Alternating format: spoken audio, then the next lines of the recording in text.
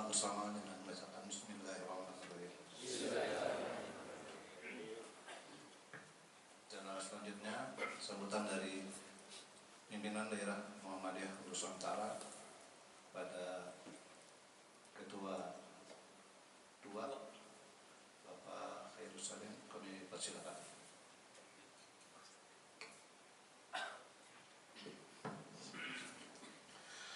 Assalamualaikum warahmatullahi wabarakatuh. Alhamdulillahirabbil alamin wassalatu wassalamu ala asrafil anbiya'i wal mursalin nabiyyina wa maulana Muhammadin wa ala alihi wa sahbihi ajma'in, amma ba'du. Yang kita hormati Ketua RPC RPM Pimpinan Pusat Muhammadiyah, yang kita hormati pimpinan wilayah Muhammadiyah Provinsi Kalimantan Selatan, yang dalam hal ini diwakili oleh sekretaris, yang kami hormati jajaran pimpinan daerah Muhammadiyah Hulusan Utara, yang kami hormati seluruh pimpinan cabang Muhammadiyah se-Hulusan Utara, yang kami hormati seluruh pimpinan ranting Muhammadiyah se-Hulusan Utara. Pertama-tama marilah kita senantiasa memanjatkan puji dan syukur kehadirat Allah Subhanahu wa taala atas segala limpahan rahmat dan karunia-Nya kepada kita sekalian. Salawat dan salam tak lupa kita haturkan kehadiran junjungan kita Nabi besar Muhammad sallallahu alaihi wasallam kepada keluarga, sahabat dan pengikutnya ila yaumil qiyamah. Bapak-bapak, saudara sekalian yang kami hormati, pertama kami atas nama pimpinan daerah mengucapkan selamat datang kepada Ketua Lembaga LPC RPM Pimpinan Pusat Muhammadiyah di pimpinan daerah Muhammadiyah Hulusan Utara di Alabiu. Dan kami juga mohon maaf yang sebesar-besarnya kepada tamu yang hadir, karena saat ini pimpinan kami Ketua Umum Pak Ustadz Haji Sulikan LC sedang melaksanakan kegiatan dakwah di luar daerah, jadi beliau tidak bisa hadir pada hari ini. Kemudian juga permohonan maaf dari Ketua 1 Ustadz Abdul Rahim Esos Emikom, beliau saat ini sedang melaksanakan tugas dinas ke luar daerah, dan kami mewakili pimpinan daerah Muhammadiyah Hulusan Utara sebagai Ketua 2. Pertama, barangkali kami mengucapkan terima kasih dan penghargaan yang setinggi-tingginya kepada pimpinan pusat, Ketua Lembaga LPC RPM yang berkenan hadir bersilaturahmi dengan kami jajaran pengurus Muhammadiyah di Hulusan Utara ini. Dan ini merupakan sebuah kehormatan dan kebanggaan bagi kami sabarataan, bagi kami semua. Dan perlu kami informasikan bahwa Alabiu ini adalah pertama masuknya Muhammadiyah di Kalimantan, yaitu sekitar tahun 1925 yang dibawa oleh Pak Haji Usman Amin dari Jogja kalau nggak salah mana. Kemudian didirikan oleh Kiai Haji Japri Umar. Jadi kalau dihitung 2025 nanti Muhammadiyah di Hulusan Utara terutama di Alabiu ini berusia 100 tahun atau 1 abad, dan insya Allah nanti kami akan melaksanakan peringatan itu. Dari tahun 1925 itu Muhammadiyah di Alabiu berkembang dan menyebar ke wilayah Kalimantan Selatan, kemudian Kalimantan Tengah, sampai Kalimantan Timur. Dan saat ini untuk Muhammadiyah Hulusan Utara ini ada sebanyak 9 cabang. Kemudian rantingnya ada sebanyak 44 ranting. Amal usaha masjid itu ada 15 buah. kemudian musala atau langgar ada 35 buah. Dan saat ini semua ranting, cabang itu berjalan dengan baik. Dan tentu pada kesempatan yang berbahagia ini, kami nanti minta arahan dari pimpinan pusat dan juga barangkali dari pimpinan wilayah bagaimana agar Muhammadiyah di Hulu Sungai Utara ini bisa lebih maju lagi. Karena bagaimanapun kita ingin Muhammadiyah itu ada di mana-mana. Walaupun Muhammadiyah itu ada kemana-mana. Dan sekali lagi kami ucapkan terima kasih atas kehadiran pimpinan pusat di tempat ini dan semua pimpinan daerah, cabang dan ranting.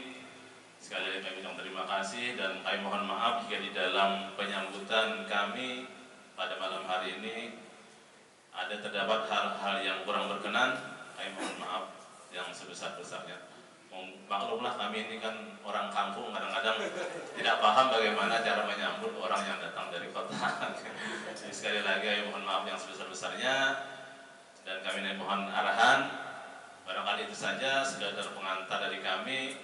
Demikian, setelah mohon maaf, wabillahi taufiq wal hidayah.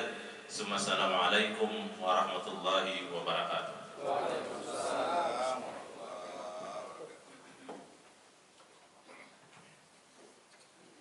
Acara selanjutnya itu silaturahim dan ramah tamah yang dalam kesempatan ini wejangan akan disampaikan langsung oleh kami mohon dengan hormat kepada Ketua LPCRPM Pimpinan Pusat Muhammadiyah.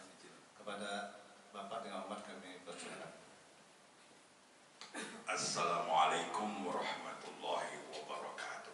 Waalaikumsalam warahmatullahi wabarakatuh. Alhamdulillahirabbil alamin alladzi khalaqal insana fi ahsani taqwim. Asyhadu an la ilaha illallah al-malikul haqqul mubin wa asyhadu anna Muhammadan abduhu wa rasuluhu al-abdu rahmatan lil alamin. Allahumma shalli wa sallim ala Muhammad wa ala alihi wa sahbihi ajmain. Bapak-bapak yang saya hormati, sesepuh atau senior atau penasihat Muhammadiyah di Hulu Sungai Utara yang hadir, kemudian Bapak Ketua PDM yang hari ini diwakili oleh Wakil Ketua 2 dan seluruh pengurus PDM yang hadir di acara malam hari ini, Bapak Ketua PCM Alabius 1, betul? Alabius 1 dan seluruh pengurus PCM, kemudian ketua-ketua PCM dan pengurus PCM yang hadir, juga ranting-ranting yang hadir di tempat ini. Alhamdulillah, bersyukur pada Allah pada hari ini saya bisa silaturahim ke bapak-bapak semuanya. Kalau nggak salah 6 tahun yang lalu atau 5 tahun yang lalu saya sudah kesini tidur di pesantren. Pesantren belum sebagus sekarang ini. Tadi saya nengok sebentar pesantren, ketemu kepala santri, alhamdulillah santrinya udah 200 lebih. Saya terharu Pak, gitu. Kampung tetapi pesantrennya bagus dan Muhammadiyah harus begitu.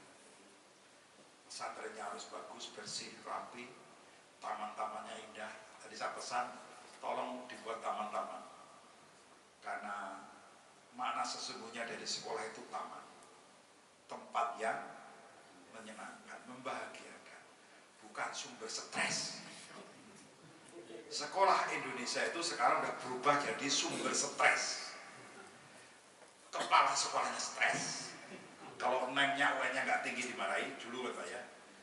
Nah, guru-gurunya stres tiap hari harus buat laporan. Murid-muridnya stres, pelajarannya terlalu banyak. Orang tua ikut stres ketika PR-nya dibawa pulang ke rumah. Bayangkan ya Pak, orang tua stres, muridnya stres, gurunya stres, kepala sekolah stres. Tidak mungkin melahirkan anak-anak yang bahagia. SD kelas 1 saja pelajaran minimal sehari 5. Satu pelajaran minimal 4 buku. Betul Pak? Dia mau berangkat sekolah nyari buku aja stres. Belum mengerjakan PR-nya. Maka Muhammadiyah harus membuat sekolah-sekolahnya menjadi tempat-tempat yang membahagiakan. Karena kita bermuhammadiyah biar bahagia dunia dan akhirat. Itu Pak. Maka bersyukur sekali 5 tahun setelah saya silaturahmi ke sini, waktu itu ada pelatihan penggerak cabang ranting. Itu kemudian ini dulu ruangnya belum ber-AC, sekarang sudah ber-AC.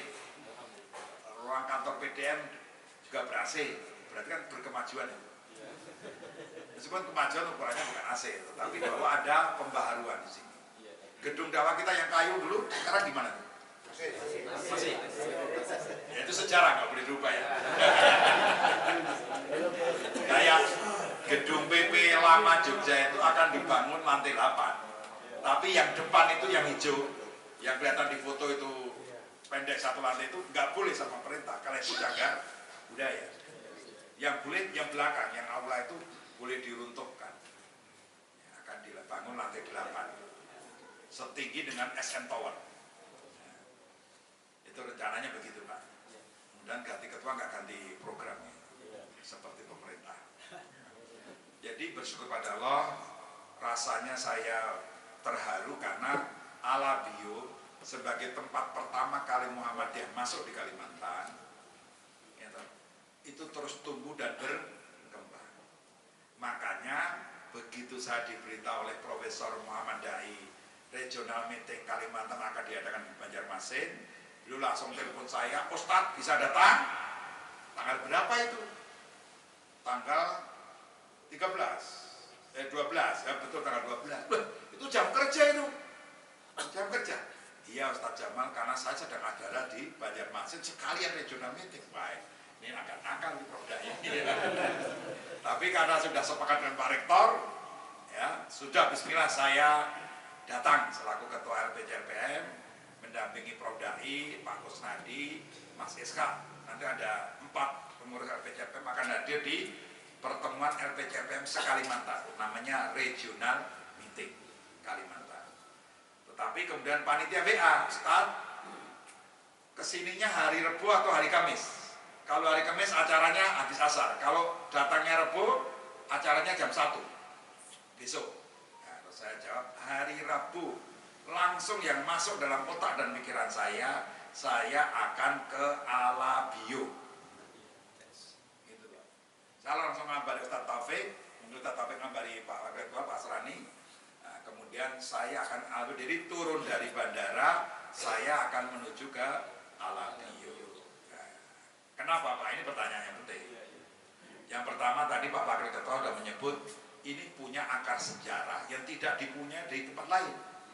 Bahkan beberapa ketua Muhammadiyah, ulama-ulama besar Muhammadiyah pernah ke sini pada saat awal-awal setelah didirikan.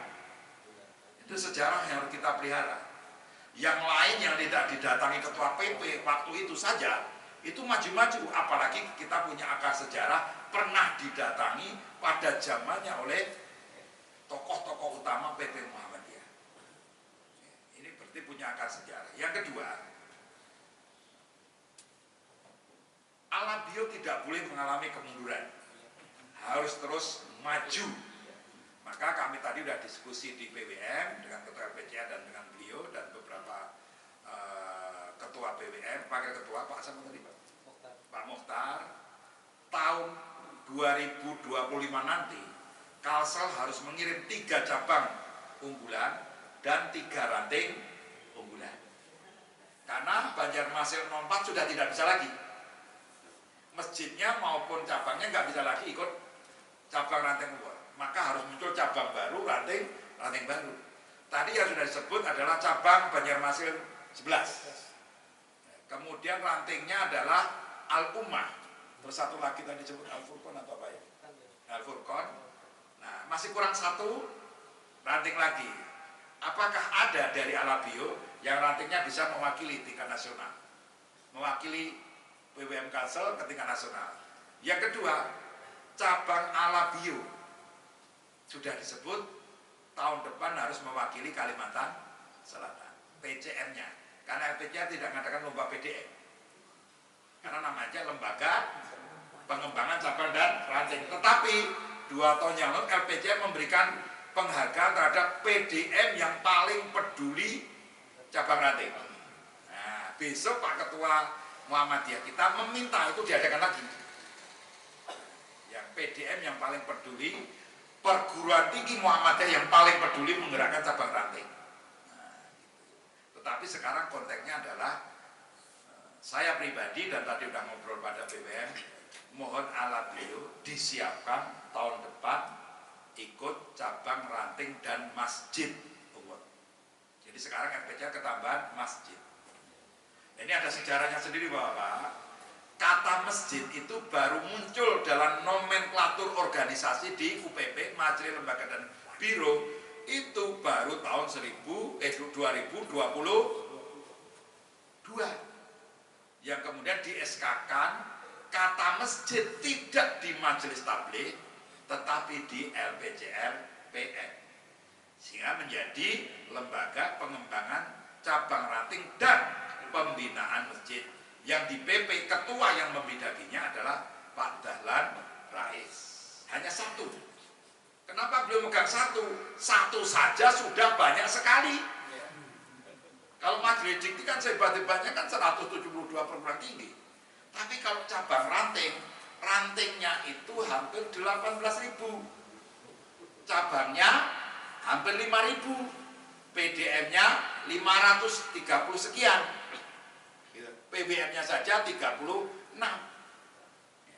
Jadi satu bidang saja sudah sebanyak itu. Belum ditambah masjid. Masjid Muhammadiyah diperkirakan 15 sampai 18.000 masjid. Nah, itu maka ketika ketambahan kata masjid ini di nomenklaturnya itu menjadi membangun kesadaran kita selama ini Muhammadiyah masih kurang atau belum terlalu serius mengelola masjid. LPCR sudah meneliti 1.206 masjid Muhammadiyah merata se-Indonesia. Salah satu hasilnya, rata-rata sholat 5 waktu berjamaah di masjid Muhammadiyah di rata-rata itu 30 sampai 50 jamaah. Rata-rata Pak. Di masjid yang diteliti 1.206, terus di rata-rata itu ternyata sholat 5 waktu jamaahnya 30 sampai 50 jamaah. Maka LPCRM punya tugas untuk membuat masjid-masjid itu makmur jamaahnya, dan seterusnya kalau bisa makmur jamaahnya akan memakmurkan umatnya. Seperti itu Pak. Terus pertanyaan, Majelis Tabligh apa pekerjaannya? Nah, itu dijawab oleh pedoman tata kelola masjid dan mushola Muhammadiyah. Di pedoman tata kelola itu masjid tetap menjadi tanggung jawab Majelis Tabligh. Tapi kenapa itu disematkan di LPCR? LPCR punya tugas khusus membuat masjid percontohan. Jadi LPCR yang diurusi adalah membuat masjid percontohan. Setiap PBM satu masjid percontohan, maka Kalsel nanti harus menunjuk meng-SK-kan di Kalsel ini mana yang ditunjuk PBM menjadi masjid percontohan tingkat PBM. Masjid percontohan PBM itu tidak harus yang membangun PBM, tapi dipilih salah satu dari masjid yang ada di provinsi itu yang paling layak untuk jadi percontohan tingkat wilayah. Kemudian didaftarkan ke pimpinan pusat Muhammadiyah. Terus tiap PDM satu masjid, maka PDM Hulu Sungai Utara itu harus nanti meng-SK-kan mana masjid percontohan di PDM itu satu.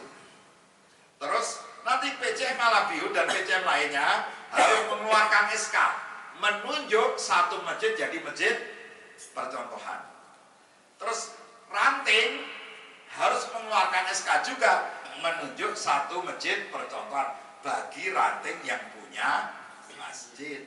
Kalau nggak punya nggak usah mengeluarkan SK. Gitu kan Pak. Seharusnya punya, karena salah satu syarat berdirinya ranting adalah punya musola atau masjid tempat berkumpul dan beribadah, minimal musola. Itu jadi urut-uratnya begitu Pak. Kenapa ini? Karena Muhammadiyah itu kan core-nya dakwah. Dakwah itu pokoknya sebenarnya di berbasis masjid, pusat dakwah, pusat peradaban semuanya di masjid. Maka masjid harus kita bangkitkan, kita kelola secara sungguh-sungguh. Karena selama ini kita kurang sungguh-sungguh serius mengelola masjid. Kesimpulan secara nasional. Itu Bapak-Bapak. Maka kemudian khusus masjid percontohan, tingkat wilayah, tingkat daerah, tingkat cabang yang masjidnya besar, akan dikelola secara profesional. Jadi nanti masjid itu Bapak takmir. Di dalam pedoman tata kelola masjid dan mushola disebut takmir itu ada dua. Pertama, pembina. Kedua, pengurus. Nah, khusus masjid percontohan yang jadi tanggung jawab LPJR, bukan masjid tabligh, pembina di situ dijelaskan sebagai badan pembina harian. Seperti kampus ada BPH, seperti rumah sakit ada BPH. Nanti masjid percontohan ada BPH. BPH itu para senior, mereka yang sudah makan asam garam kehidupan, perjuangan, mengerti masjid dan sebagainya, jadi pembina. Bisa 3, bisa 5, bisa 7. Tidak boleh 100. Nah, itu ya. Karena pembina itu kan orang yang bijak, yang meneduhkan. Yang ngurusi masjid siapa? Yang ngurusi masjid siapa? Pengurus. Pengurus di dalam masjid percontohan adalah tim manajemen, tim eksekutif. Dipimpin kalau masjid besar direktur masjid beserta para manajer-manajer. Kalau masjidnya besar, kalau masjidnya kecil, manajer dan para asisten manajer atau bidang-bidang, divisi-divisi, Pak. Nah, seperti itu, Pak. Nah, kalau nanti masjidnya lebih kecil lagi, mungkin dinamakan apa di situ, Pak? Nah, disesuaikan dengan khusus untuk masjid ranting kita belum mengeluarkan kebijakan tertentu. Nah, tapi juga harus dikelola secara profesional. Nah, untuk masjid percontohan tingkat wilayah, daerah, dan cabang yang besar, masjid-masjid wajib buka 24 jam. Gimana itu, Pak? Nah, masjid-masjid kita buka 24 jam. Ya.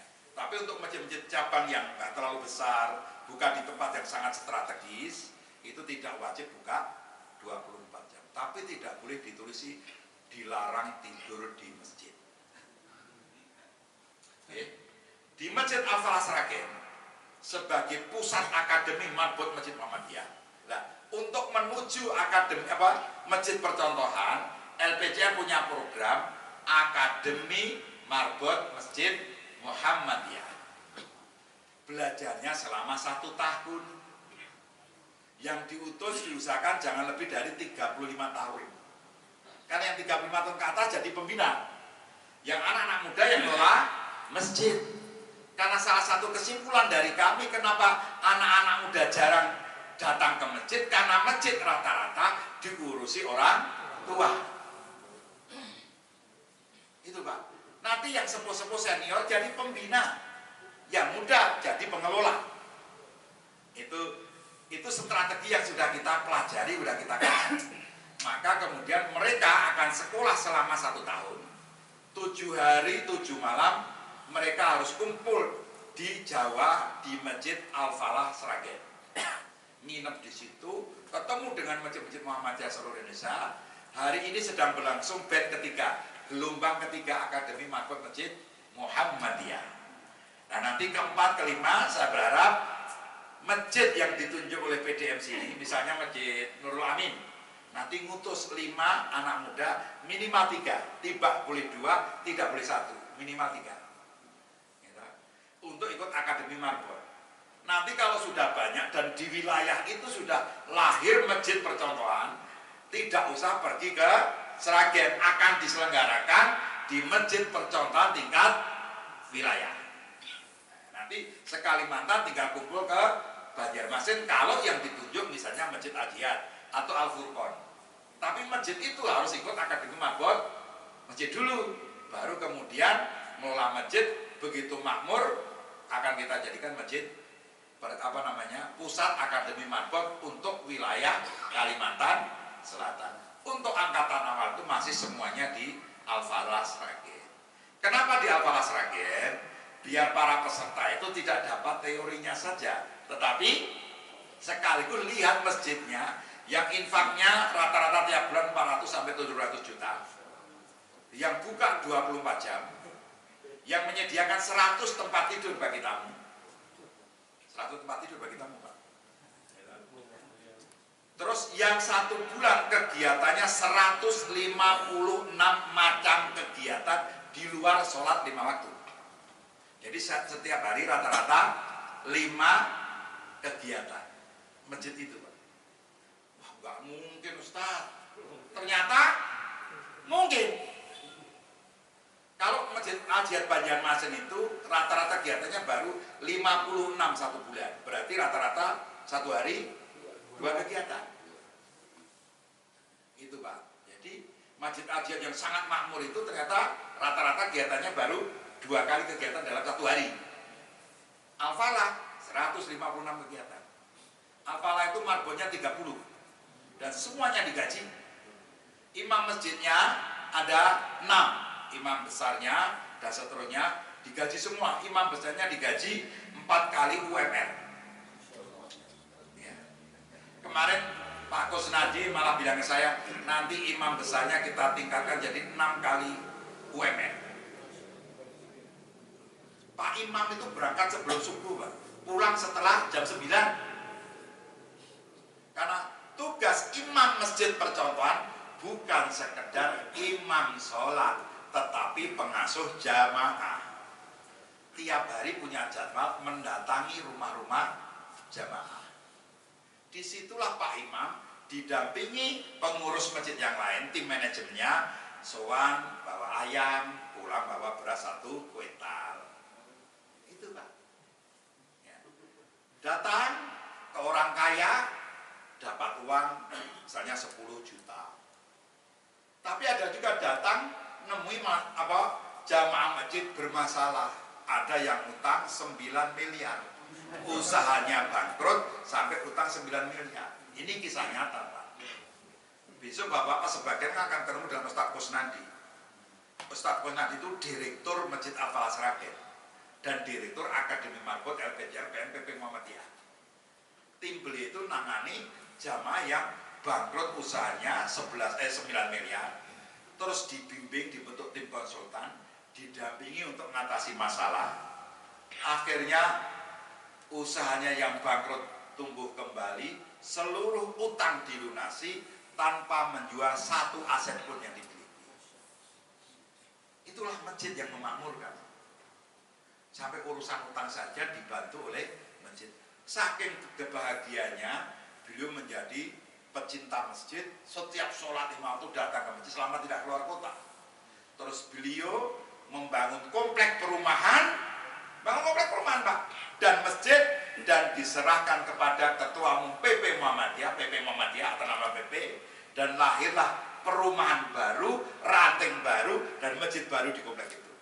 1 komplek perumahan diserahkan pada PP sebagai rasa syukur didampingi Muhammadiyah ketika hidupnya bermasalah. Itulah masjid yang sesungguhnya. Makmur, memakmurkan. Nah, itu, Pak. Nah, nanti Masjid Al-Nurul Amin kirim untuk ikut Akademi Marbot. Kok serius amat ini ya? Nah, Bapak-Bapak yang saya hormati, itu pembuka tentang kenapa baru setelah Muktamar Solo ada kata masjid di Mahdis dan Lembaga. Mari kita semuanya menjadi perindu masjid, pejuang masjid, pecinta masjid, sehingga masjid-masjid Muhammadiyah makmur. Masjid Nurul Amin ini kalau di rata-rata sholat 5 waktunya berapa jemaah? Kira-kira, Pak, di rata-rata sholat 5 waktunya 50-an orang. Mirip tuh hasil nasionalnya. Iya, karena paling maksimal ya 50 jemaah. Sedikit-sedikitnya 30 jamaah. Alhamdulillah ya, sudah 50 jamaah. Nanti harus ditingkatkan menjadi ratusan jamaah. Salah satu kisah sukses alumni Akademi Marbot adalah Masjid Al-Muqarrabin, Kota Gorontalo Tengah. Itu masjid cabang PCM Kota Gorontalo Tengah.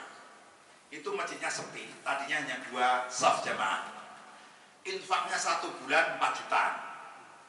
Begitu alumni mabur masjid itu pulang ke cabangnya, presentasi, bapak-bapak kita mendukung hasil presentasi yang sudah dalam bentuk program 1 tahun Masjid Muhammadiyah Al-Muqarrabin. Satu persatu program dilaksanakan. Sekarang jamaah rata-rata 13 sampai 15 saf. Berarti terjadi kelipatannya berapa kali itu? 2 saf jadi 15 saf itu berapa? 7 kali itu, 7 kali kelipatannya, Pak. Terus infaknya paling sedikit setiap bulan sekarang 70 juta dari 4 juta. Terus setiap hari masjid ini menyediakan makan setiap hari. Itu salah satu hasil dari silaturahmi pengurus masjid ini bersama alumni Akademi Mabuk mendatangi jamaah satu persatu. Terus ada yang tersentuh, ada anak-anak muda kok ngurusi masjid. Belum pernah terjadi itu di Gorontalo. Akhirnya ada orang kaya tersentuh, langsung menyanggupi kebutuhan makan, minum selama 1 tahun. Yang ngasih adalah saya, bapak yang kaya itu, Pak. Jadi mau sehari makan sekali ya beliau yang nanggung. Pas ada pengajian 1000 orang ya beliau yang nanggung. 1 orang tersentuh hatinya, kemudian mengeluarkan duit 1 tahun untuk kebutuhan seluruh makan. Itu kisah Gorontalo. Ada lagi orang kaya di situ tersentuh, itu hatinya, bahkan beliau mengeluarkan uang dalam jumlah ratusan juta. Infak sekali infak. Itu di Muqarrabin, Gorontalo. Nah kita pengen masjid-masjidnya seperti itu, Pak. Satu persatu kita kelola dengan baik, sehingga masjid-masjid Muhammadiyah menjadi masjid-masjid yang memakmurkan. Nah, saya Bapak, karena sudah malam, saya akan teriak-teriak. Ayo Bapak. Alhamdulillah saya pernah punya pengalaman jadi perwira ABRI atau TNI. Tahun 91 saya dilatih jadi perwira. Jadi gemuk-gemuk ini saya pernah jadi tentara. Saya alumni pendidikan militer di Komando Pendidikan Angkatan Laut Surabaya 91. Terus polisi berdiri sendiri tahun 95 saya memilih jadi perwira polisi. Sampai akhir karir saya kemudian pensiun dini pada tahun 2007 dalam usia 36 tahun. Jabatan saya setingkat Kapolres, kalau di sini saya Kepala Dinas Psikologi Polda Jambi. Setingkat Kapolres. Bismillah, atas ridho istri itu orang tua, saya izin mau pensiun dini dari polisi. Dan orang tua saya gembira sekali saya mau pensiun dari polisi. Gitu, Pak. Dan akhirnya saya kembali ke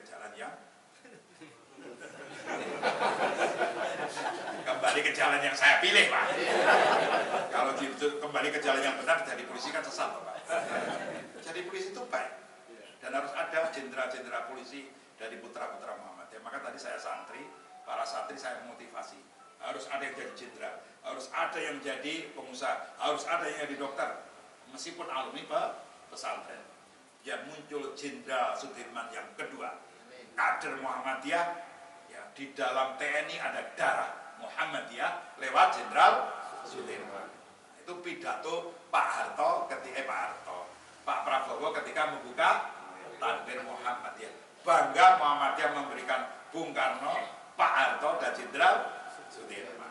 Nah, maka yang terima kasih bukan Muhammadiyah kepada saya, tapi saya Presiden harus terima kasih pada Muhammadiyah. Nah, itu kabar gembira kan Pak ya? Dan Presiden kita yang sekarang ini tidak salah paham terhadap Muhammadiyah. Seperti harapan kita begitu. Dan Menteri Pendidikan, kementerian dengan anggaran terbesar dipercayakan pada kader Muhammadiyah, Profesor Dr. Abdul Muti. Nah, Bapak-bapak kembali ke masjid. Kalau nanti saya teriak masjid, jawabnya makmur memakmurkan. Siap? Siap. Tes suara. Masjid makmur memakmurkan. Jangan gerak dulu. Saya minta suara kok malah bergerak. Nanti ada saatnya. Ya. Yang pertama masjid makmur memakmurkan. Yang kedua, masjid, dari masjid kita bangkit. Siap? Masjid. Kedua, dari masjid kita bangkit. Yang pertama makmur memakmurkan. Yang kedua, dari masjid kita bangkit. Yang kedua, masjid, dari masjid kita bangkit. Yang ketiga, masjid apapun masalahnya, masjid solusinya. Oke? Berapa? Kebanyakan makan bebek ini. Saya belum mandi, belum ganti baju loh ini. Masih pakai kaos, makanya kita tutup. Kalau ganti baju mandi dulu ya terlambat. Sampai kita tadi jamaah takhir, orang ngebut biar nggak terlambat sampai sini. Yang ketiga, apapun masalahnya masjid solusinya masjid, apapun masalahnya masjid solusinya. Siap? Yang ketiga, masjid. Kalau hanya bicara modal mulut kan nggak semangat ya. Makanya Muhammadiyah itu dinamakan gerakan harokah, bukan organisasi. Bukan sekedar organisasi. Muhammadiyah adalah gerakan Islam. Gerakan Islam dakwah amar ma'ruf, nahi munkar dan tajdid. Ingat itu definisi resminya. Definisi resmi itu Muhammadiyah bukan organisasi, Pak.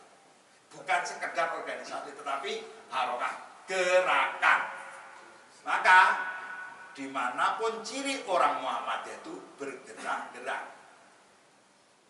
Move, moving, movement. Jadi gerakan menjadi penggerak.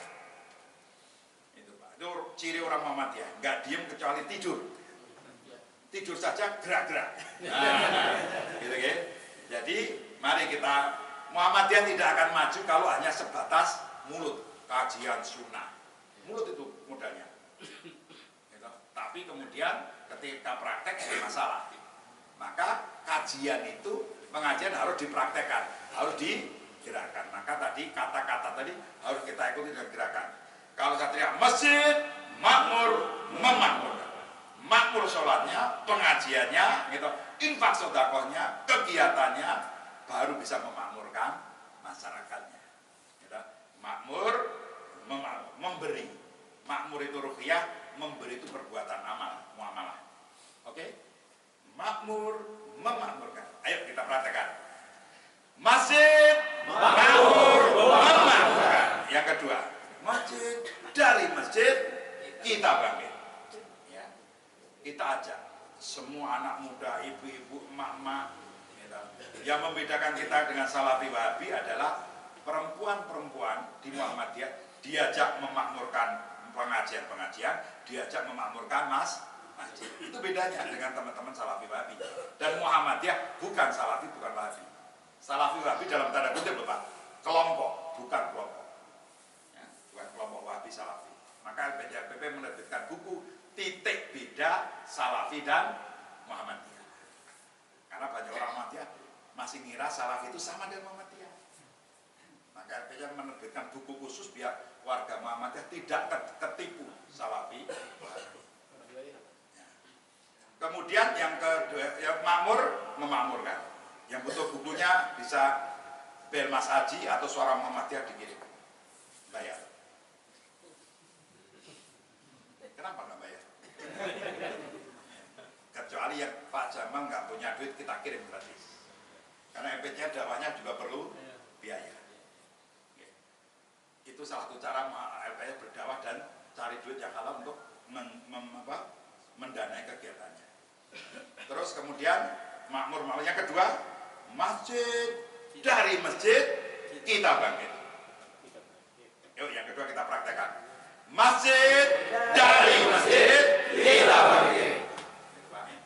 Anak-anak muda harus kita bawa ke masjid, tanamkan nilai masjid sebagaimana Ibrahim alaihissalam, Rasul Nabi Ibrahim alaihissalam dan istrinya Hajar mendidik Ismail dengan nilai-nilai kemasjidan. Quran surah Ibrahim ayat 37. Dididik dengan nilai-nilai masjid sehingga lahir generasi terbaik yang kemudian menurunkan Rasulullah Muhammad sallallahu alaihi wasallam. Dari masjid kita bagiannya ketiga. Masjid apapun masalahnya, masalah itu tanda tanya kan? Tanda tanya kan gitu, Pak. Apapun masalahnya, masjid kita di situ ya. Ya. Kita semuanya menuju masjid ya. Ya. Apapun masalahnya, masjid solusinya. Jadi masjid bukan tempat sholat saja, tempat ngaji, tapi tempat memberi solusi terhadap persoalan umat. Itulah masjid yang akan digerakkan LPJR MPN. Majelis Tabligh tetap bertanggung jawab di luar masjid percontohan. Nah, seperti itu. Sudah apa tiga-tiganya? Saya kasih contoh lagi, masjid makmur memakmurkan. Masjid dari masjid kita bangkit, masjid apapun masalahnya, masjid solusinya. Oke, Bapak siap? Oke. Siap? Siap. Ikut kesetrum ya, padahal sudah saya tinggalkan 18 tahun yang lalu itu. Persiapan? Masjid makmur memakmurkan. Masjid dari masjid kita bangkit. Masjid apapun masalahnya, masjid solusi. Tepuk tangan. Tepuk tangan itu jangan ragu-ragu. Tadi beneran. Sampai seperti kesetrum listrik. Itu menyembuhkan banyak penyakit psikosomatik. Serius. Bapak-bapak ada mubalik Jogja, seorang dokter spesialis namanya Dokter Proboseno. Itu salah seorang mubalik Muhammadiyah. Doktornya itu meneliti tentang manfaat tepuk tangan bagi kesehatan jiwa. Yang diteliti jamaah haji. Ternyata tepuk tangan itu mengurangi bahkan menyembuhkan berbagai penyakit psikosomatik. Tapi jangan hanya tepuk tangan, senyuman juga menyembuhkan berbagai penyakit psikosomatik. Penelitian ini kalau digabungkan kan indah. Tahajud yang sungguh-sungguh juga menyembuhkan penyakit psikosomatik. Penyakit psikosomatik itu kalau diteliti dokter, dilihat dokter nggak ada penyakitnya, tapi dirasakan penyakitnya. Contoh, penyakit mah. Saya seorang psikolog. Penyakit mah itu 86% itu palsu. 86%. Namanya mah anorganik. Mah yang asli itu namanya mah organik, yang betul-betul fisiknya sakit, luka. Itu hanya 14%. Bapak-bapak siapa yang sering migrain? Migrain itu mati separuh, pusing separuh. Saya sudah 18 tahun nggak jadi perwira menengah, tapi potongan saya tetap perwira terus. Karena panjang dikit pusing deh. Ya. Migrain itu sering pusing separuh, itu migrain. Itu hampir 90% sebabnya psikologis, pikiran, hati dan sebagainya. Siapa yang sering gitu, murahlah tersenyum. Ya. Kemudian kalau gembira dan boleh tepuk tangan, ekspresikan dengan tepuk tangan. Tapi jangan ada forum yang lain nggak tepuk, ada bapak di tempat yang memang kita diminta tepuk tangan dan itu bahagia.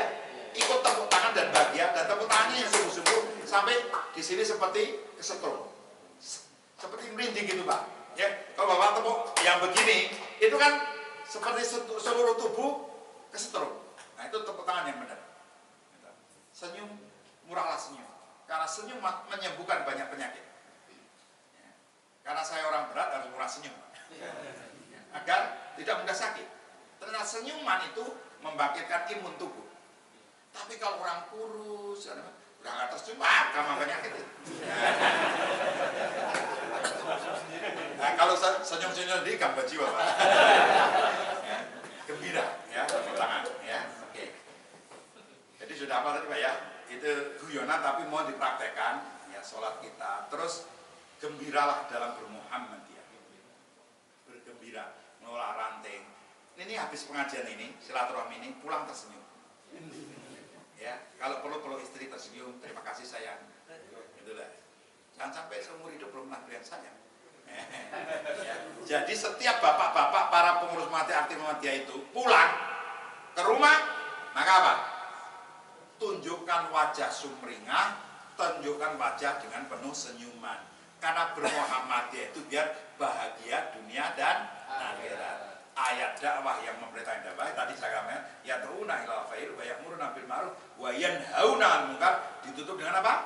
Wa ulaika humul muflihun. Kita sering mengkaji yang depan, lupa wa ulaika humul muflihun. Kebahagiaan itu akan diperoleh kalau kita berdakwah. Berdakwah akan mendatangkan bahagia kalau kita bergembira. Dakwahnya bergembira. Maka Kiai Haji Ahmad Dahlan menulis maksud dan tujuan Muhammadiyah awal berdirinya 1914 apa?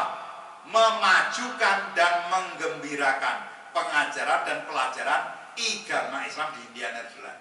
Tujuan kedua, memajukan dan menggembirakan tata cara berkehidupan sesuai dengan tuntunan agama Islam bagi lead-leadnya. Lead-lead itu anggota, pimpinan, warga dan simpatisan.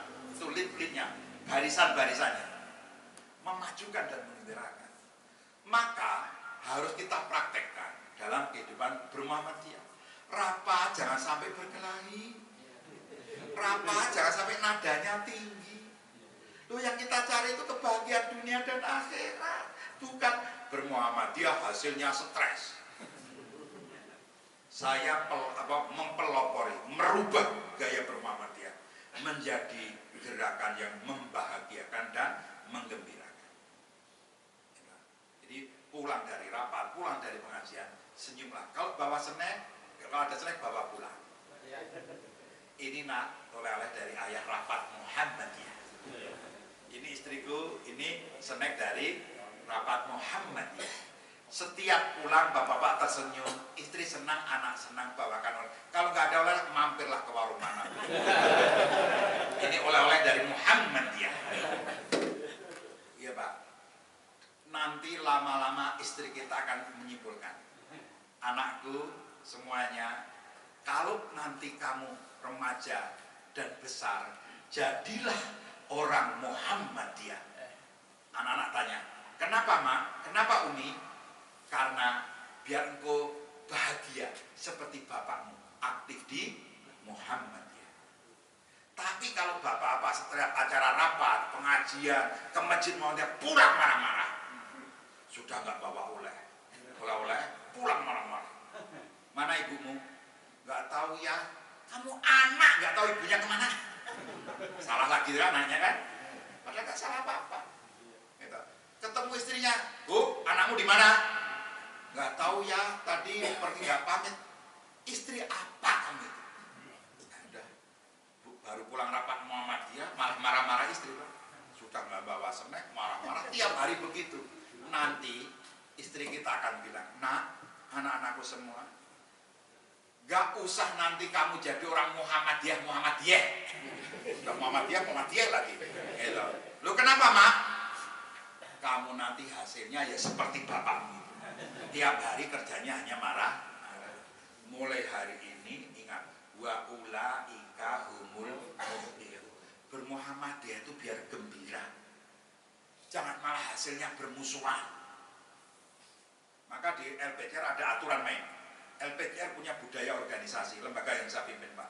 Lembaga yang saya pimpin itu di tingkat pusat 44 orang. Profesornya ada berapa itu? Hampir 10. Saya bukan profesor, saya psikolog aja. Tapi wakil ketua saya, Profesor Muhammad Dai, wakil rektor 2 UMS. Pak Safan Nasir, doktor bidang ekonomi. Dulu WR2-nya UAD Ahmad Dahlan. Wakil ketua 3 saya, Profesor Jebul Suroso, rektor UMP. Di bawahnya masih ada Profesor Ambarwati, Profesor ini, doktor. Wah, pinter-pinter semua itu Pak. Tetapi apa? Orang pinter biasanya serius dalam hidupnya. Profesor kan baru dianggap profesor kalau kasih apa? Kata senyum Pak. Guyonan aja. Karena isinya doktor, profesor juga para PNS dan pegawai AUM, maka kita sepakati nilai budaya organisasi di LPC adalah gembira. Sesuai dengan maksud tujuan Muhammadiyah di awal-awal, gembira, menggembirakan. Apa? Aturan mainnya di gembira itu yang G-nya gerak cepat, gercep. Jadi LPCR itu harus apa Pak? Gaspol, sat-sat, das-das. Apa lagi Pak? Ya gerak cepat, gercep. Gembira dan sebenarnya nggak usah saya jelaskan, nanti nggak jadi pengajian. Nah, silakan dibaca. Ini gembira. Di rapat LPCR ada aturan main disepakati di Rakernas. Gitu. Tidak boleh rapat itu nadanya tinggi. Kalau sudah nadanya tinggi, ketua rapat atau ketua LPCR wajib menghentikan rapat. Jangan diteruskan kalau sudah ada yang nadanya tinggi, mesti akan berkelahi. tutup rapat, gitu kemudian kalau dijawab makan bakmi Jawa dulu, atau makan soto dulu, gitu. Karena biasanya orang marah-marah itu tunduknya kalau dikasih makan, ya, didinginkan dulu dan sebagainya. Siap rapat dilanjut, sepakat tidak boleh nada tinggi, sepakat. Tapi kalau yang tadi nada tetap diam saja, rapatnya dipending besok. Tidak harus hari itu. Itu LPCR. Biar kita tuh gembira dalam bermuhammadiyah. Maka rapat-rapat cabang buatlah gembira. Maka sebelum rapat harus kultum, kan aturan mainnya. Sebelum rapat PHW mewajibkan kultum sebelum rapat. Bismillah dibuka terus kultum. Kultum itu maksimal 7 menit, bukan 70 menit. Nah kalau rapat kultumnya 70 menit nggak jadi rapat, mas stres kabeh. 7 menit itu untuk mendinginkan yang panas, mengendorkan yang kencang, merendahkan yang lagi tinggi. Maka kultumnya harus menggembirakan.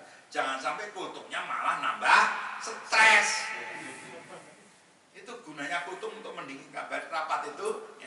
Dan rapat jangan lama-lama di LPCR. Rapat rutin maksimal 1 jam. Yang rapat rutin nggak boleh lebih dari 1 jam.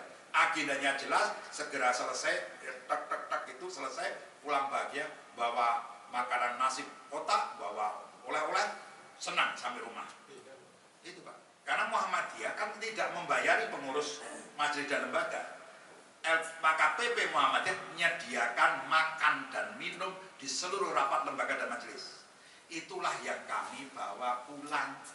Nggak usah dimakan di tempat. Dapat snacknya, dapat nasinya bawa pulang.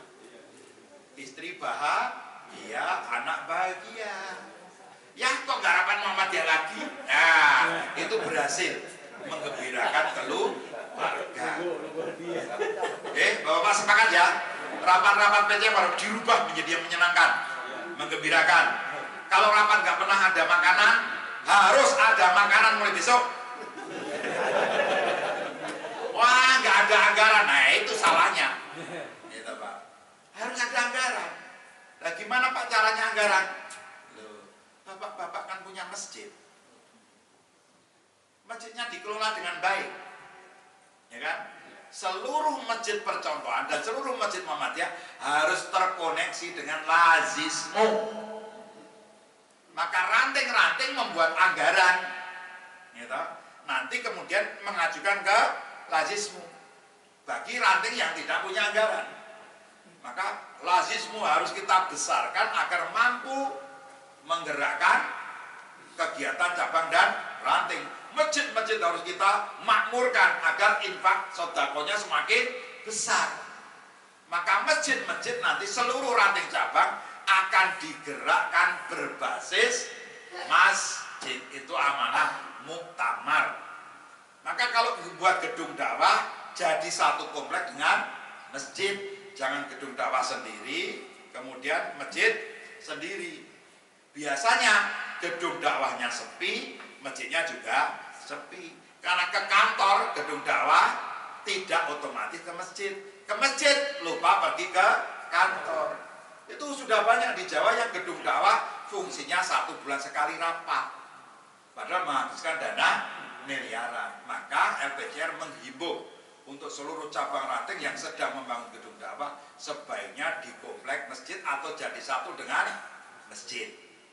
Biar dua-duanya makmur.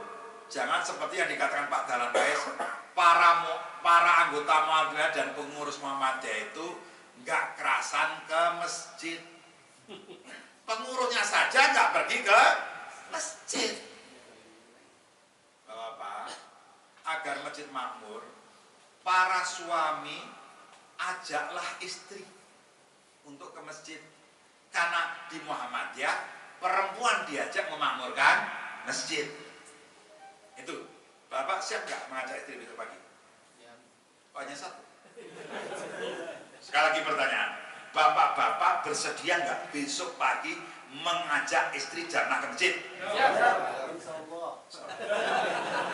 Praktekkan ini. Katanya mau surga bareng-bareng. Nah, jamaah aja nggak bareng-bareng.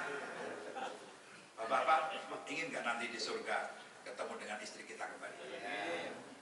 Hanya 2 lagi yang jawab. Berarti yang lainnya di hatinya gini, Pak Jamal, Ustaz, sudahlah sengsara di dunia sekali aja. Nanti di akhirat ganti istri Pak Jamal. Soalnya nggak jawab itu. Betapa kelihatan wajah-wajah penderitaan. Bapak takut sama istri. Tersenyum jawabannya tuh. Bapak takut sama istri. Baru begitu. Jadi orang Muhammadiyah kok takut sama istri. Pertanyaannya mungkin, Ustaz Jamal takut nggak sama istri? Ya nggak mungkin saya takut sama istri. Persoalannya istri saya lebih berani dibanding saya. Guyonan Pak. Di PHIGM jelas. Fungsi rumah tangga dalam Muhammadiyah adalah dakwah dan perkaderan. Nah, maka anak istri kita harus kita didik menjadi kader seperti Nabi Ibrahim mendidik Hajar dan Ismail jadi kader dakwah. Oke? Di Muhammadiyah tidak boleh ada menang-menangan. Yang ada adalah saling menghormati, saling menyayangi, saling meminta maaf. Tapi celakanya semakin rumah tangga lama itu semakin susah minta maaf, semakin susah berterima kasih, semakin susah memuji pasangan kita. Betul atau betul? Kalau betul jangan diulangi itu Pak. Nanti sampai rumah, istriku tercinta. Terus minta maaf selama ini saya kurang memperhatikan saya. Nah gitu. Istrinya kaget. Habis ikut pengajian Ustaz Jamal kok gangguan jiwa ini. Balik ke mana tadi? Pokok masalah, Bapak. Ajak istri. Oke, oke. Yang kedua, ajak anak-anak kita. Maka doa Nabi Ibrahim, Rabbi ja'alni muqimas shalah wa min dzurriyyati Rabbana wa taqabbal du'a. Jadikan diriku penegak salat, demikian juga anak keturunanku. Di ayat lain, wa aslih li fi dzurriyyati. Kembali lagi, jadikan orang soleh aku dan anak keturunanku. Maka ajak anak-anak ke masjid. Insya Allah dengan cara itu masjid-masjid akan makmur jamaahnya. Biar kita bareng-bareng di masjid dan bareng-bareng nanti surganya Allah Subhanahu wa Ta'ala. Amin. Ada cara lagi yang kedua. Apa itu? Beramal soleh, amal yang diwajibkan Allah tidak perlu nunggu ikhlas. Kalau sudah diundang pengajian, diundang rapat, ya Pak? Itu apa? Berangkat bismillah, nggak usah nunggu ikhlas. Kalau nunggu ikhlas nggak jadi rapat. Betul betul. Ya, maka amal kebaikan, amal wajib itu tidak nunggu ikhlas. Meskipun yang sebaik-baik amal ya ikhlas sejak awal, ikhlas di tengahnya, ikhlas di akhirnya. Tapi tidak semua orang bisa ikhlas sejak awal. Imam Al-Ghazali dalam kitabnya Ihya Ulumuddin mengatakan, kalau dirimu merasa belum imannya kuat, Islamnya kuat, bahasa awam saya, atau mudah beramal soleh, maka apa? Paksa dirimu melakukan amal soleh, maka nanti kamu akan jadi orang soleh. Sholatu khairum minan naum. Mau nunggu ikhlas? Tidur ikhlasnya. Betul gak Pak? Ya ikhlasnya tidur. Maka as-sholatu khairum. Ambil yang utama, jangan ambil yang enak. Enaknya apa? Tidur. Tapi ambil yang utama. Utama itu gak enak. Harus bangun, harus wudhu, harus berangkat. Nah, kalau sudah kebaikan khususnya sholat, maka berangkat. Nanti kalau saya bilang ikhlas tidak ikhlas, berangkat. Ini bahasa Melayunya, bahasa kalsernya berangkat apa Pak? Pulang. Nanti kalau saya bilang ikhlas tidak ikhlas, pulang. Oke ya. Bapak-bapak, pemuda Muhammadiyah, IPM dan bapak semuanya, dari cabang, dari ranting, kalau Allah sudah memerintahkan haji, gak usah nunggu ikhlas. Punya duit daftar, itu pun akan berangkat 20 tahun kemudian. Gitu? Bapak-bapak kalau udah diperintahkan zakat, bayar, karena itu wajib. Gak usah nunggu ikhlas. Gitu. Kalau bapak diundang rapat, karena datang rapat itu wajib hukumnya. Karena rapat di Muhammadiyah seperti jihad di medan perang. Karena rapat bagian dari jihad. Kalau diundang rapat tanpa udzur syar'i harus berangkat. Oke?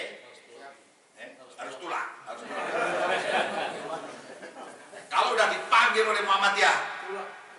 keluarkan sodako infak untuk menolong saudara kita di Palestina, keluarkan, tidak usah nunggu ikhlas. Oke? Apalagi kalau sudah Allah manggil hayya 'alas shalah hayya 'alal falah. Kalau Allah sudah manggil as-shalatu khairum minan naum, maka ikhlas tidak ikhlas ya, semangat itu loh ya, semangat ya. Nah, kalau dipanggil Allah maka ikhlas tidak ikhlas ikhlas tidak ikhlas. Nah itu mantap. Besok pagi subuh-subuh praktekan. Anak-anak belum bangun, istri belum bangun, langsung ikhlas tidak ikhlas. Istri sama anaknya bingung, ini suami saya kenapa ini? Harus diberitahu dulu, Pak. Memang berjuang di Muhammadiyah begitu, Pak. Ya. Ikhlas harus, tapi kalau tidak ikhlas jangan terus nggak berangkat. Bismillahirrahmanirrahim. Ya Allah, saya berangkat, hadirkan ikhlas di dalam perjalanan saya, di masjid nanti, di tempat pengajian, agar tidak sia-sia. Daripada tadinya ikhlas berubah jadi tidak ikhlas. Bisa kan? Iya. Nah, Bapak penutup.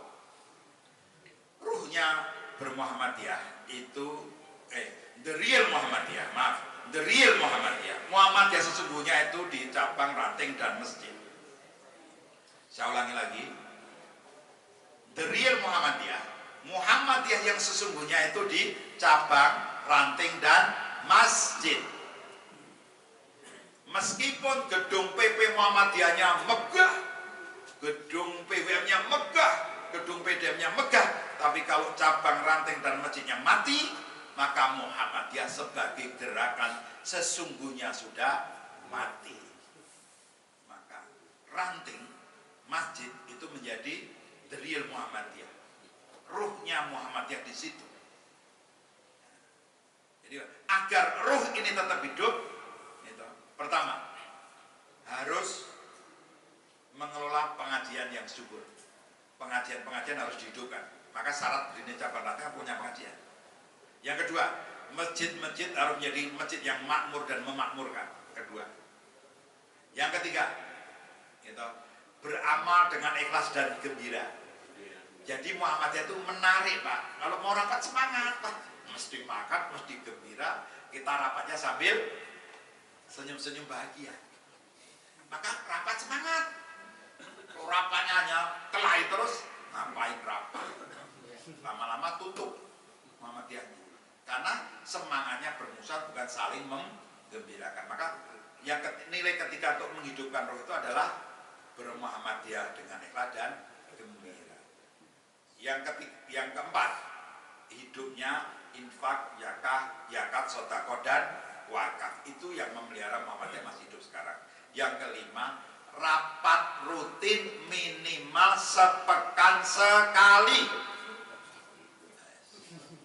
Pusing. Rapat rutin minimal sepekan sekali atau seminggu sekali. Cabang, ranting, PDM sampai LPCR pusat minimal sepekan rapat sekali. Minimal. Berarti boleh lebih, kurang tidak boleh. Apalagi rapat sebulan sekali. Ketinggalan zaman. Aliran sesat itu rapatnya 1 hari sekali. Saya itu perwira polisi, perwira ahli yang meneliti kasus-kasus terorisme, bom dan sebagainya selama 1 tugas. Saya yang memeriksa kasus-kasus bom, kasus-kasus pembunuhan yang ekstrim, mutilasi dan sebagainya. Ada kasus orang itu dicopot kupingnya, cabut hidungnya, baru dibunuh. Saya memeriksa kasus-kasus seperti itu. Juga memeriksa kasus-kasus aliran sesat. Kenapa yang sesat itu banyak pengikutnya? Karena mereka sering rapat, sering konsolidasi, menugaskan anggota untuk rekrutmen. Nah, Muhammadiyah rapatnya sebulan sekali. Terus tidak ada tugas khusus untuk rekrutmen. Ya, Pak. Akhirnya apa? Muhammadiyah yang benar, anggotanya nggak tambah-tambah. Masalahnya nggak selesai-selesai. Karena rata-rata rapatnya sebulan sekali. Maka mulai hari ini seluruh cabang nanti programkan rapat sepekan sekali minimal. Dan harus ada makan-makan. Caranya gimana? Dipikirkan. Yang kaya bawa makan ketika rapat, kan solusi salah satunya. Dapat sertifikasi naik 2 juta. Ternyata saya kira naik 2 juta, ternyata apa? Dijumlahkan jadi 2 juta. Sudah gembira jadi tetap gembira. Sampai mana tadi? Rapat semakin sekali. Semakin jarang rapat, semakin tidak tahu masalah. Itu masalahnya. Semakin jarang rapat, semakin tidak tahu masalah. Begitu rapat bingung. Kita mau merapatkan apa ini? Karena jarang rapat. Kalau sering rapat, semakin banyak masalah. Dan bersemangat untuk mencari solusi. Apapun masalahnya, rapat solusinya. Seperti itu, Pak. Itu semakin sering rapat, semakin banyak masalah. Maka semakin semakin semangat ngatasi. Lah, nanti Bapak, kan tahun depan Alabio harus maju tingkat nasional. Maka rapatnya harus seminggu sekali minimal. Lebih dari itu lebih baik. Seperti ranting Gunung Pring, itu ranting terbaik se-Indonesia tahun 2017, nomor 1 se-Indonesia. Rapat bisa setiap hari. Ketawa toh? Gampang rapat. Rapat seriusnya, maksudnya rapat rutin pokoknya setiap malam Jumat. Rapat yang rutin, yang pengurus semua datang, rapat rutin agenda pengesahan. Tapi rapat untuk menyelesaikan masalah tidak harus malam Jumat. Malam Jumat itu Pak di ranting Gunung Pring, rapat pertama di kantornya, rapat kedua digilir di rumah-rumah pengurusnya, baru balik ke kantor, kembali besok rapat di pengurusnya, dan tuan rumah wajib masak yang paling enak. Bapak-bapak yang nggak percaya, nanti ke Jogja saya antarkan ke ranting Gunung Pring, biar tahu kenapa mereka rantingnya maju sekali. Rantingnya punya TK terbaik sekabupaten, punya SD terbaik sekabupaten, punya SMP terbaik, dan satu-satunya ranting yang punya sekolah semi militer SMA Taruna Muhammadiyah. Itu ranting. Masjidnya sebesar masjid kabupaten. Warga Muhammadiyahnya 9% dari seluruh jumlah penduduk. Dan satu-satunya ranting yang bisa menghibahkan 18 mobil kepada anggotanya. Ranting itu bisa ngasih mobil. Mobil Grand Max dikasihkan. Jadi ini para sopir mobil milik ranting yang digunakan untuk antar jemput siswa. Sejak awal sudah tanda tangan. Kalau mobil ini setelah 8 tahun kondisi mulus baik, maka akan jadi milik sopirnya. Itu ranting, Pak. Dan betul, saya mewakili ranting dan Pak Tafsir Ketua PW mewakili ranting menyerahkan BPKB dan SDN atas nama sopir 18 mobil. Ternyata ranting kalau dikelola dengan baik dan benar bisa mensejahterakan warganya. Itu Pak. Itu sekedar contoh. Itu rapat malam Jumat wajib. Jadi tidak boleh ada acara kalau sudah malam Jumat kecuali rapat rutin ranting. Dan harus tuan rumahnya masak yang paling enak. Rapat pertama di PJA di kantor ranting, rapat kedua di rumah istri pertama dari istrinya ketua ranting. Kenapa? Pak Ketua Ranting itu bendahara IPM ketika saya jadi Ketua IPM. Bisnisnya punya toko bangunan dan toko besi baja di mana-mana. Akhirnya istri satu-satunya mencarikan istri kedua untuk suaminya agar bisa mengelola bisnisnya. Cocok Bapak? Kalau cocok harus punya toko besi, bangunan dan baja di mana-mana. Ibu-ibu sudah saya ajari semua Pak di Jawa Tengah di sini. Kalau suamimu minta nikah lagi, jangan pernah ditolak. Setujui dan dukung. Tapi kasih syarat seperti ketua ranting. Ya saya dukung punya istri lagi, saya carikan, tapi ayah harus punya toko bangunan dan besi baja di mana-mana dulu. Nah malah pingsan tuh suaminya. Ya. rohnya, yang ranting. Mohon praktekkan dan buktikan. Nanti maka ranting kita, cabang kita akan maju. Karena setiap masalah minimal seminggu sekali dikasihkan solusi. Kalau butuh cepat, tambah lagi. Seminggu 2 kali. Kalau ranting Gunung Pring, Pak, itu sering. Ketuanya PA. Teman-teman pengurus ranting, kita sholat maghrib di musola ini. Seluruh pengurus datang ke musola itu, yang imamnya Pak Ketua atau Pak bidang tablignya. Habis sholat, setelah zikir, ketuanya menghadap ke jamaah. Assalamualaikum jamaah sekalian. Waalaikumsalam Pak Ketua. Sehat sedoyo, sehat semua. Nggih. Baginya sama ya. Sehat sedoyo, nggih. Terus ada yang sakit, Bapak-bapak, Ibu-ibu. Wonten Pak, ada Pak. Siapa? Catat sama bendara. Ibu ini sakit. Ya, terus perlu diantar ke rumah sakit, perlu Pak. Maka siapkan ambulans secepatnya, jemput yang bersangkutan. Masalah langsung diatasi hari itu. Terus siapa lagi? Itu rapat ranting Pak. Bersama jamaah. Sekedar contoh. Kalau saya ceritakan banyak sekali Pak. Itu saja yang saya sampaikan. Intinya, mari cabang yang lain dukung cabang Al-Habib 1. Persiapan mewakili Kalimantan Selatan. Kalau ada ranting yang mau maju, monggo terserah Pak Ketua PDM, ranting mana yang akan diajukan. Karena rantingnya baru 2 Pak ya, Al-Ummah sama Al-Furqan. Cabangnya masih kurang 1, baru cabang Banjarmasin 11 sama Al-Habib. Ada cabang yang mau ikut? Silahkan ke Pak Wakil Ketua yang membidangi cabang dan ranting. Khusus Al-Habib 1, siap? Siap. Terus yang lainnya siap mendukung? Siap. Yang dukung aja siap apalagi. Nanti ya saya kirimi ya profil-profil yang juara biar belajar kenapa bisa juara. Rantingnya 17. Tolong dicek yang hidup berapa, yang setengah hidup berapa, yang sudah wafat berapa. Nah, kalau sudah wafat nggak mungkin dihidupkan, gabung ke ranting yang ada. Jangan dipertahankan rantingnya. Digabung ke ranting terdekat yang hidup. Biar nanti Pak, karena salah satu syarat untuk menjadi unggulan itu apa? Sebaiknya 50% dari jumlah ranting warnanya hijau. Hidup maksudnya. Kalau yang sudah jelas-jelas mati nggak bisa dihidupkan, jangan dibiarkan. Dibubarkan, digabung ke ranting yang hidup. Biar nanti presentasinya kan jadi lebih banyak nanti Pak. Daripada mati tapi dibiarkan. Kan malah dolim kita. Betul? Tahu maksud saya? Bisa 2 kelurahan 1 ranting. Bisa 3 kelurahan atau desa 1 ranting. Di 1 ranting tidak harus 1 kelurahan. Bisa 3 kelurahan 1 ranting. Atau sebaliknya, kalau Muhammadiyahnya sangat maju, 1 desa bisa 4 ranting. Bisa terdiri dari 4 masjid, 1 ranting, 1 kelurahan. Terserah di sini sesuai dengan kondisinya Pak Wakil Ketua.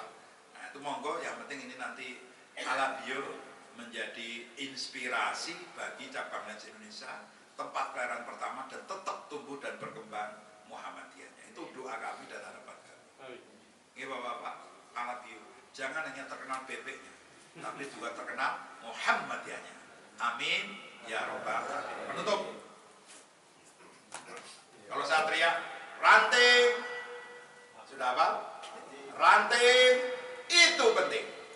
Ranting itu penting. Ranting itu digenggam. Terus cabang harus berkembang. Berkembang itu tambah banyak. Kalau begini meninggi. Bukan meninggi kan, berkembang. Karena cabang kita jumlahnya sudah 57%. Target muktamar harus jadi 60% cabang. Jadi tinggal kurang 3%. Maka harus kita tambah cabang-cabang. Nah yang berat ranting harus 40% dari 17%. Masih besar, berat itu dong kita punya ranting. Ranting itu penting. Cabang harus berkembang. Berkembang itu contohnya saya. Berkembang. Terus kemudian yang ketiga masjid makmur memakmurkan. Yang keempat Muhammadiyah sukses dunia, sukses akhirat. Oke? Sudah hafal? Pasti belum. Ya. Saya kasih contoh lagi. Ranting itu penting itu digenggam. Ranting itu jangan sampai lepas. Ranting-ranting harus hidup, tidak boleh mati. Karena itu ruhnya Muhammadiyah. Ya. Ranting itu penting. Cabang harus berkembang. Terus masjid makmur, memakmurkan. Terus Muhammadiyah sukses dunia. Dunia dikuasai untuk akhirat. Wabtagi fima. Nah, gitu. Sukses dunia, sukses akhirat. Siap? Udah hafal? Insya Allah. Siap? Ya, persiapan. Ranting itu penting. Cabang harus berkembang. Masjid makmur memakmurkan. Muhammadiyah sukses dunia, sukses akhirat. Tepuk tangan. Saya kira itu apa doa dan harapan saya selaku ketua FPJR PRW. Sampai semangatnya seneknya tumpah. Tapi kan membahagiakan. Senyumlah dengan ikhlas, karena keikhlasan senyum itu akan menyehatkan tubuh, fisik dan non fisik kita, menyembuhkan banyak penyakit. Buat bermuamalah itu menggembirakan. Kalau konflik wilayah sepertinya ada konflik, gak usah dicontoh. Daerah jangan konflik, apalagi ranting. Ranting adalah geril tempat kita berbahagia dalam berislam dan bermuhammadiyah. Oke, Bapak-bapak, murah senyum, rapat dibuat gembira, insya Allah Muhammadiyah maju. Amin ya Rabbal alamin. Assalamualaikum warahmatullahi wabarakatuh. Waalaikumsalam warahmatullahi wabarakatuh. Terima kasih, banyak motivasi yang diberikan kepada kami, khususnya di pimpinan cabang Ranting Muhammadiyah daerah Utara. Dan kerasa waktu sudah jam 10. Bapak saudara masih pingin bersama Bapak. Kami mohon kembali Bapak nanti setelah salat subuh untuk buatkan kajian